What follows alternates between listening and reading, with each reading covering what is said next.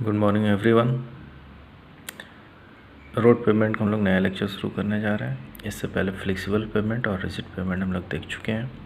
Flexible pavement का किस तरह से उसके लेयर्स होते हैं, रिजिड पेमेंट में किस तरह के लेयर्स होते हैं, किस तरह का लोड ट्रांसफ़र होता है, उसके मेरिट्स और डिमेरिट्स रिजिड पेमेंट और फ्लेक्सिबल पेमेंट में हो चुका है।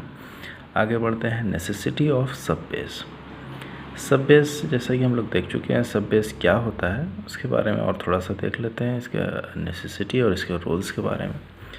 These layers are made of the broken stones. Sometime in sub-base cores a layer of stabilized soil or selected granular soil are also used. जैसा कि हम लोग पहले भी देख चुके हैं कि सब बेस जो मटेरियल है वो ब्रोकन स्टोन का होता है, एग्रीगेट्स होता है। लेकिन कभी कभी सब बेस के मटेरियल के लिए हम स्टेबलाइज्ड सॉइल स्टेबलाइज्ड का मतलब है जो सॉइल में बेयरिंग कैपेसिटी कम होती है, वैसे सॉइल को सीमेंट के साथ या लाइम के साथ या बिटुमिन के साथ अलग अलग तरह के मटेरियल के साथ उसको मिक्स करके उसकी स्टेबिलिटी को बढ़ाया जाता है। तो वैसे सॉइल को हम, वैसे मटेरियल को हम स्टेबलाइज्ड सॉइल कहते हैं। और इसके अलावा सिलेक्टेड ग्रेनुलर सॉइल इसके लिए ज़्यादा प्रीफर किया जाता है। ग्रेनुलर सॉइल का मतलब जैसे सैंड एक ग्रेनुलर मटेरियल है, इस तरह का मटेरियल को भी हम यूज़ करते हैं सब बेस में। और मोस्ट ऑफ द केस में हम ब्रोकन एग्रीगेट्स को यूज़ करते हैं। आगे बढ़ते हैं नेक्स्ट पॉइंट।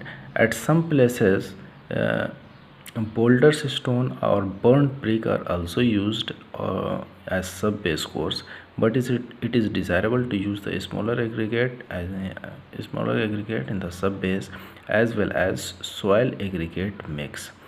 तो जैसे कि बोल्डर्स मीन्स बड़े साइज़ के एग्रीगेट भी हम यूज़ करते हैं। बर्नट ब्रिक जो ईंट बनाने के प्रोसेस में जो ब्रिक ज़्यादा बर्नट हो जाते हैं, ओवर बर्नट होता है, जिसे हम झामा ब्रिक भी कहते हैं, वैसे ब्रिक्स को भी हम सब बेस कोर्स में यूज़ कर सकते हैं और बोल्डर्स को भी यूज़ कर सकते हैं।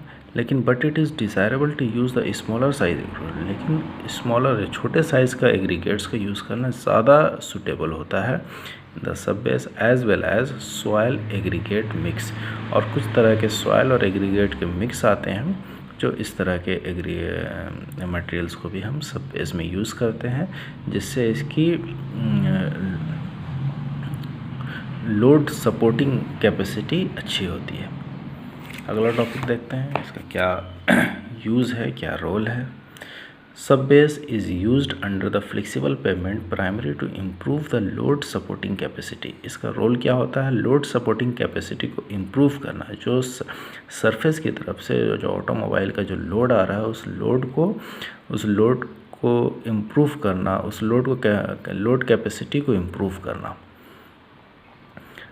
By the distributing the load through the finite thickness. आगे देखते हैं तो इसी के साथ सब बेस का जो सब बेस के बारे में हम लोग देख लें कि इसका कैसे बनता है और इसका रोल क्या होता है। आगे बढ़ते हैं। Construction of earth road. Earth road का मतलब तो हम समझते हैं कि अर्थ मीन्स मिट्टी से बना हुआ रोड। तो अर्थ रोड कहाँ पे बनता है, जिसे हम कच्ची सड़क भी कहते हैं। जनरली गांव में विलेज को जोड़ने के लिए ये अर्थ रोड बनाया जाता है। आज के डेट पे अर्थ रोड का सिस्टम थोड़ा सा कम हो गया है, कंस्ट्रक्शन कम हो गया है, क्योंकि पीसीसी रोड्स हर जगह बनने लगी हैं, इसलिए अर्थ रोड कंस्ट्रक्शन कम होता है। लेकिन इसका प्रोसीजर हम लोगों को देखना है किस तरह से ये बनता है, इसके लिए कौन कौन सा मटेरियल चाहिए। Earth road. The earth road is cheapest type of the road prepared from the natural earth. ये नेचुरल अर्थ से बनने वाला एक सबसे सस्ता कंस्ट्रक्शन है। ये सस्ता इसलिए भी है क्योंकि ये नेचुरली अवेलेबल मटेरियल से बनाया जाता है और लोकली अवेलेबल मटेरियल से बनाया जाता है। अर्थ रोड के लिए हमको कहीं बाहर से कोई मटेरियल लाने की ज़रूरत नहीं पड़ती है। जो आसपास के ट्रेंच में, आसपास के एरिया में जो मटेरियल अवेलेबल है, सॉइल अवेलेबल है, उसी से हम इसका कंस्ट्रक्शन करते हैं, इसीलिए सस्ता होता है। The camber provided to the earth road is very steep and range between 1/20 to 1/33। तो इसमें कैम्बर हम समझ सकते हैं कि अर्थ रोड पे कैम्बर स्टीप प्रोवाइड किया जाता है। इसका कारण ये है क्योंकि अगर अर्थ रोड में पानी अगर थोड़ा सा भी जमा होता है तो तुरंत सरफेस को डैमेज कर सकता है, इसलिए इसके कैम्बर को स्टीप बनाया जाता है। कैम्बर का मतलब है एक स्लोप जो हम बनाते हैं, ट्रांसवर्स डायरेक्शन में, रोड के चौड़ाई के डायरेक्शन में सेंटर से दोनों की तरफ, सेंटर से लेफ़्ट और राइट दोनों के साइड में हम एक स्लोप प्रोवाइड करते हैं ताकि जो सरफेस पे पानी आ रहा है वो बाहर की तरफ निकल जाए इमीडिएटली, ज़्यादातर रेनी सीज़न में। इसका कैम्बर कितना होना चाहिए? रेंज इसका 1/20 से लेके 1/33 तक हो सकता है। 1/20 ज़्यादा स्टीपेस्ट है और 1/33 कंपेरेटिवली स्टीपनेस इसका कम है। The steep cross slope help to keep the pavement surface free from standing water.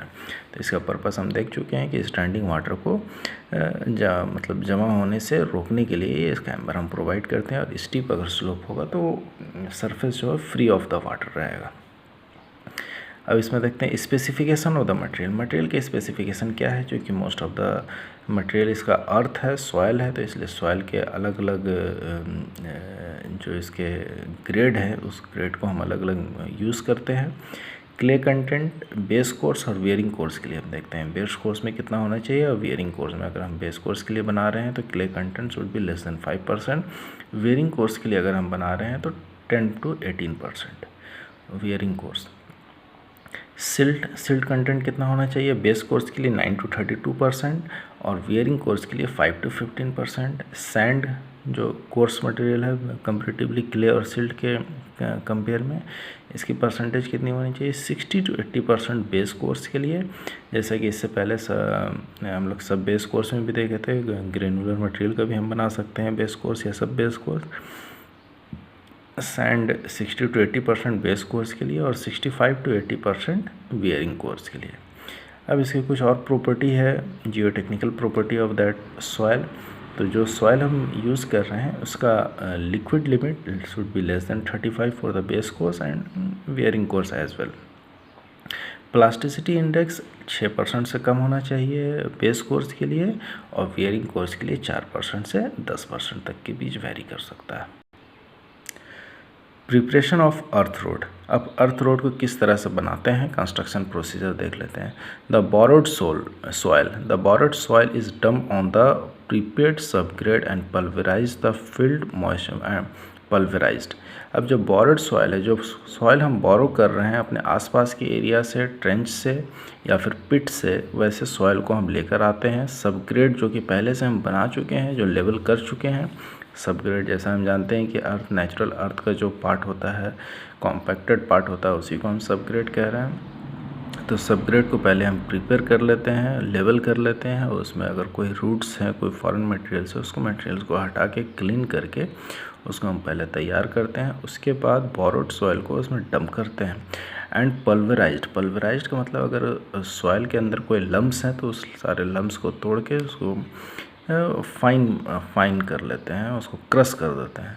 The field moisture content is checked. Field moisture content कितना है उसका चेक करते हैं। Additional water is added if necessary to bring up to the optimum moisture content. Field moisture content उसका check करते हैं, और optimum moisture content के लिए अगर वाटर की ज़रूरत है तो वाटर हम ऐड करते हैं। The soil is mixed. Soil को अच्छे से मिक्स करते हैं। Spread in the layer. उस लेयर में हम सॉइल का जो एक एक लेयर वाइज इसको हम स्प्रेड कर रहे हैं, तो लेयर में उसको हम पहले स्प्रेड कर लेते हैं। And compacted with a roller, उसको रोलर से हम कॉम्पैक्ट करते हैं। The thickness of the layer should not exceed 10 centimetre. जो लेयर हम बनाते हैं वो 10 सेंटीमीटर से ज़्यादा नहीं होना चाहिए। इसका कारण ये है कि अगर ज़्यादा थिक होगा तो उसको कॉम्पैक्शन डिफ़िकल्ट होगा, पूरे लेयर में, पूरे डेप्थ में ये ठीक से कॉम्पैक्ट नहीं हो पाएगा। इसलिए इसका डेप्थ या थिकनेस जो है 10 सेंटीमीटर मैक्सिमम हम रखते हैं, उससे ज़्यादा नहीं रखना है। It is desirable to achieve 95% dry density of the IS light compaction. ये हम समझ, इसकी ड्राई डेंसिटी जो है कॉम्पैक्शन करने के बाद 95% हमें अचीव करना होता है। अगला है the camber of finished surface is checked and corrected if necessary. Chambers को चेक करते हैं जब फिनिशिंग कॉम्पैक्शन का काम ख़त्म हो जाता है, तो उसके बाद उसके कैम्बर को चेक किया जाता है। कैम्बर को चेक करते हैं, अगर उसमें कोई करेक्शन की ज़रूरत है तो वो हम करेक्ट करते हैं उसमें। The compacted earth is allowed to dry for few days before the opening of drum. And the compacted earth road is allowed to dry out for few days before the opening to the traffic. अब जो road construct हो चुका है उसे dry होने के लिए कुछ दिन के लिए छोड़ देते हैं ट्रैफिक को ओपन होने से पहले।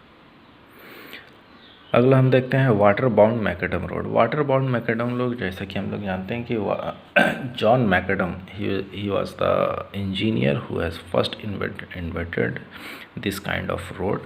जॉन मैकडम के नाम पे ही मैकडम पड़ा है रोड का नाम। तो इसका पहले इंट्रोडक्शन देखते हैं, उसके बाद इसका प्रिपरेशन देखेंगे।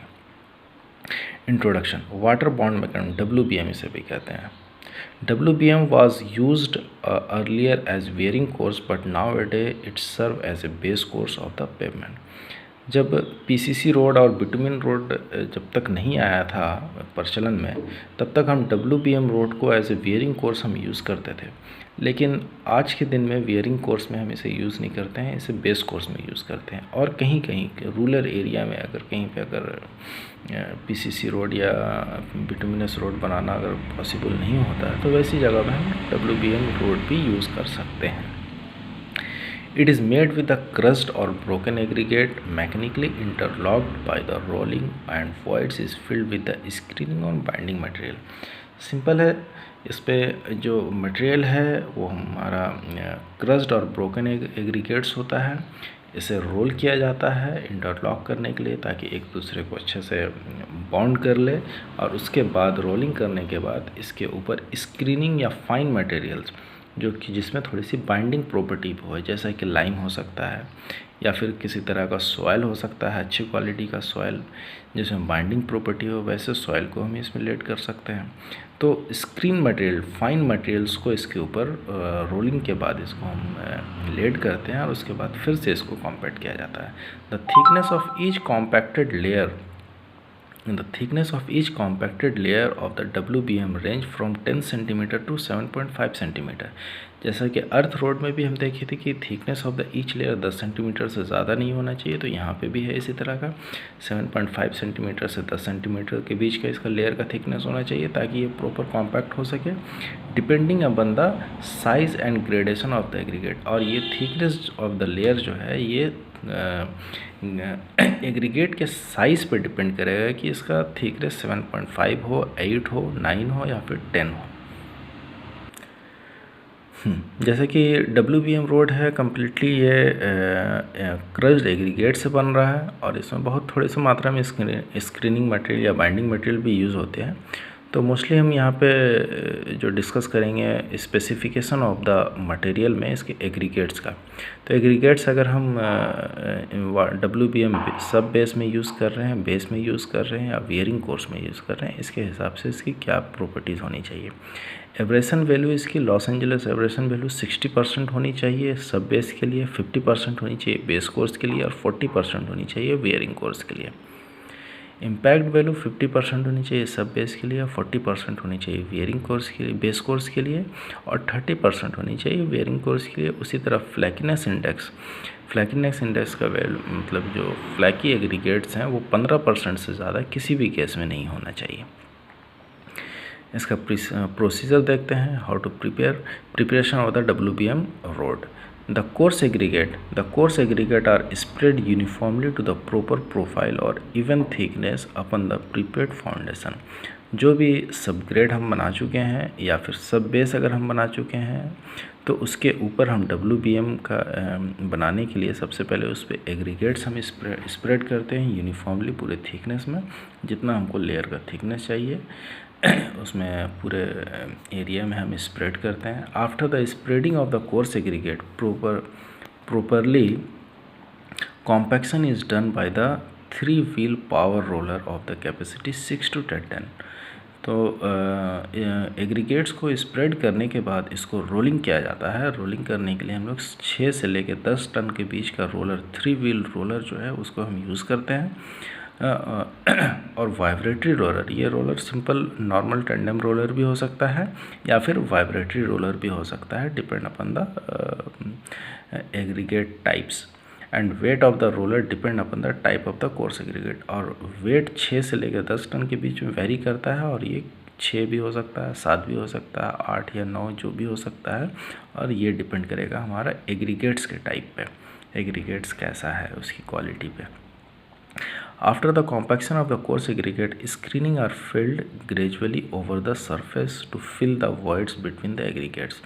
जैसे कि कॉम्पैक्शन करने के बाद जो वॉइड्स होते हैं, वॉइड्स को फिल करने के लिए स्क्रीनिंग या बाइंडिंग मटेरियल्स उसके ऊपर हम स्प्रेड कर देते हैं between the aggregates. Rolling is continued as screening is being spread and brooming is carrying out. Screening materials laid करने के बाद फिर से हम उसको रोलिंग करते हैं और उसके बाद उसको ब्रूमिंग किया जाता है. ब्रूमिंग का मतलब उस पर जो भी ऊपर जो मटेरियल रह गया है उस मटेरियल को बाहर निकालने के लिए हम ब्रूमिंग, मतलब झाड़ू जैसा कुछ ये होता है. झाड़ू एक तरह का झाड़ू ही है, उससे हम लोग ब्रूम करते हैं पूरे सरफेस को. ब्रूमिंग में हम जो भी लूज मटेरियल है उसको हम बाहर निकाल देते हैं. After compaction of dry rolling surface is sprinkled with water. अब ड्राई रोलिंग ख़त्म होने के बाद उसमें हम वाटर को स्प्रिंकल करते हैं and rolled until the aggregates are well bonded and firmly set.